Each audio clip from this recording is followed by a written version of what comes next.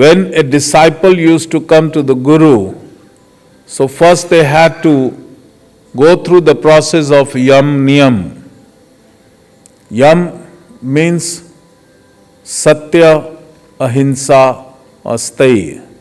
They will have to practice the truthfulness. They will have to practice the pure intention. They will have to practice to leave all those emotions of trying to take revenge or trying to harm somebody. Ahimsa, non-injury. And Asteya, that you believe in God and you believe that whatever you want, you can tap from the universe. Instead of finding that somebody has extra wealth, okay, come on, you pass it on to me. You must have observed our Shiva Yoga principle. We never encourage such things that, okay, you have little extra or you have made profit, so and whatever you are earning, so 7% you must give it to the foundation. We never say that. We always say that you must do charity. Everybody must do charity. And then I assign that I want you people to do charity with your own hands. So your inner consciousness can feel that love which you receive when you feed people. Or your children, they learn from your good gesture and they feel great and they develop that sanskara. So I say you do it, but you must do it if you want to succeed. That is why I say selfless service.